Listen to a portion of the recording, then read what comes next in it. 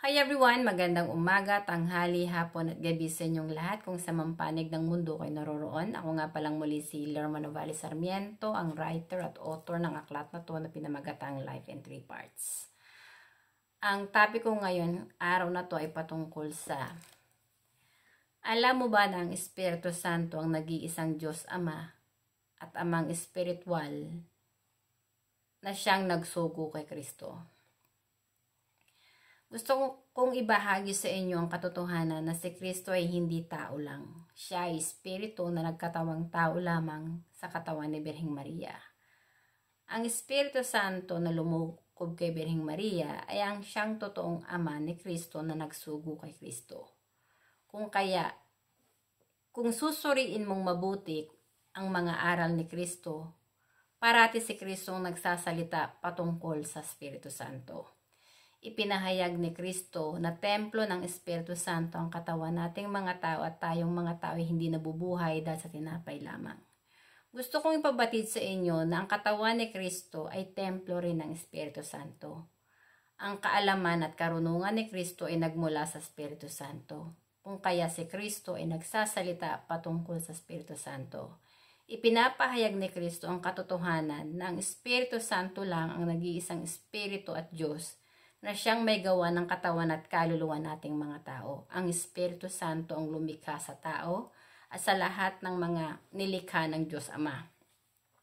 Sapagkat templo ng Espiritu Santo ang katawan nating mga tao. Ang Espiritu Santo ang nagbibigay ng buhay sa ating sarili. Ang kaluluwa ay espiritu na siyang tinanggap ng lalaki at babae ay ang siyang totoong kawangis ng Diyos Ama. Ang naging misyon ni Kristo kung bakit siya sinugo ng Diyos Ama ay para hikayatin ang mga tao na magsisi at tumalikod sa paggawa ng masama at magbalik loob sa Espiritu Santo para patawarin ng Espiritu Santo ang kasalanan ng tao nang sa gayon ang kaluluwa ng tao ay maligtas na huwag mamatay gawa ng kasalanan at huwag mapunta sa impyerno. Maliwanag na sinabi ni Kristo na ang kasalanan na walang kapatawaran ay kapag nilapastangan mo ang Espiritu Santo. Honestly, ang mga kasalanan na walang kapatawaran sa Espiritu Santo ay yung babuyin mo yung sagradong tahanan ng Diyos, sagradong tahanan ng Espiritu Santo sa mga karumal-dumal na gawain, yung mga kamunduhan at kalaswaan. Yang pakikiapid, pagbebenta ng aliw, pangangagaw ng asawa ng may asawa, yung sa human trafficking, yung mga tao na kinukuha nila yung mga lamang loob ng kanilang kapwa, pinapatay nila yung kanilang kapwa dahil kailangan nilang kuhanin yung lamang loob ng kanilang kapwa para ipagbenta sa ibang mga tao na nangangailangan ng organs. Yung katawan ng tao, sagradong tahanan yun ng Espiritu Santo. Nasasaad sa banal na kasulatan, kung anong ginawa mo sa iyong kapwa, ay siya rin ginawa mo sa akin. Honestly, kapag pinatay mo ang iyong kapwa, gawa ng pinag-interesan mo yung kanyang buhay, gawa ng pera, gusto mong ipagbenta yung lamang loob ng kapwa mo, kasuklam-suklam yun sa Espiritu Santo at wala yung kapatawaran. Dahil yung iyong kapwa, hindi mo inibig.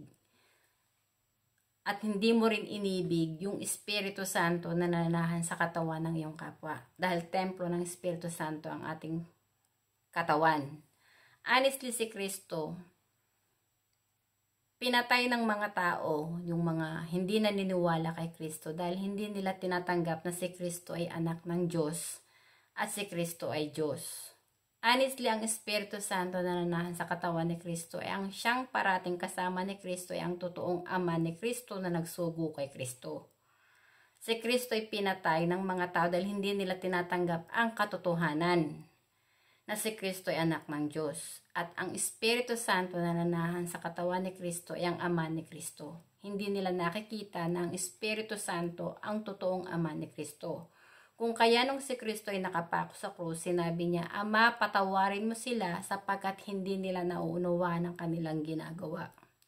Honestly, ang Espiritu Santo na nananahan sa katawan ni Kristo Alam lahat ng Espiritu Santo yung ginawa ng mga taong walang hiya na sumira sa katawan ni Kristo at pumatay kay Kristo sa krus. Dahil templo ng Espiritu Santo yung katawan ni Kristo. Si Kristo ay bugtong na anak ng Espiritu Santo na pinatay ng mga antikristo na hindi naniniwala kay Kristo. Honestly, kung babasahin mo ang Biblia, ang nagpapatay kay Kristo ay saling lahi ni Abraham. Hindi tinatanggap ng saling lahi ni Abraham na si Kristo ay anak ng Diyos at si Kristo ay Diyos. Hindi sila naniniwala kay Kristo dahil hindi nila nakikita ang katotohanan at wala rin sa puso nila ang Espiritu Santo. Hindi ang Espiritu Santo ang naghahari sa puso nila, kung kaya pinatay nila si Kristo sa krus para wasakin at sirain ang templo ng Espiritu Santo. Maraming taong hindi ito nalalaman. Pero ang Espiritu Santo ang siyang nagbigay ng karunungan at kaalaman sa akin na si Kristo ay pinatay ng mga antikristo na hindi naniniwala kay Kristo hindi dahil sa galit sila kay Kristo, kundi mas kinagagalitan nila ang Espiritu Santo na nananahan kay Kristo. Si Kristo, honestly, alam niya na ang kanyang kaluluwa ay hindi nabibilang dito sa mundo. Ang kanyang kaluluwa ay naging traveler lang dito sa mundo. Kung kaya sinabi ni Kristo, "My kingdom is not here on earth but in heaven." Kasi ang kaluluwa ni Kristo, Espiritu yun. At anak yun ng Espiritu Santo. Ang kaluluwa, aalis yan sa katawan ng tao. Hindi yan mananahan ng forever sa katawan nating mga tao. Dahil ang ating katawan, sa alabok yung nagmula, babalik yun sa alabok. Pero yung ating kaluluwa, nagmula yun sa Espiritu Santo na babalik sa Espiritu Santo. At kung hindi ka pinatawad at kinilala ng Espiritu Santo na anak niya, walang puwang sa langit ang iyong kaluluwa. Kung kaya hinihikayat ni Kristo ang mga tao na magsisi at tumalikod sa paggawa ng masama para patawarin ng Espiritu Santo ang kanilang kasalanan para ang kanilang kaluluwa ay muling malinis at ang kanilang katawan ay muling nilang panatilihing sagradong tahanan ng Espiritu Santo. Kapag pinatawad ka na ng Espiritu Santo at inibig mo ang Espiritu Santo ng higit sa lahat, ang iyong kaluluwa ay muling ipapanganak sa Espiritu. At kapag pinanganak na ang iyong kaluluwa sa Espiritu, magiging kaisa ka ni Kristo sa totoong nag-iisang iglesia ng Diyos. Na ang misyon ay maging kaisa ni Kristo na sumasampalataya, nagpupuri at umiibig sa Espiritu Santo na higit sa lahat. Sapagkat ang Espiritu Santo ang simula at katapusan. Ang Espiritu Santo ang Alpha at Omega, na siyang may hawak ng buhay nating mga tao. Honestly, narito na tayo sa huling panahon. Sinabi ni Kristo na bago pa man dumating ang katapusan, mahahayag muna ang mabuting balita patungkol sa kaharian ng Diyos Ama. Honestly, ang totoong kaharian ng Diyos Ama ay hindi mo makikita ng mata dahil Espiritu yun. Kailangan mong muling ipanganak sa Espiritu para makapasok ang kaluluwa mo sa kaharian ng Diyos Ama.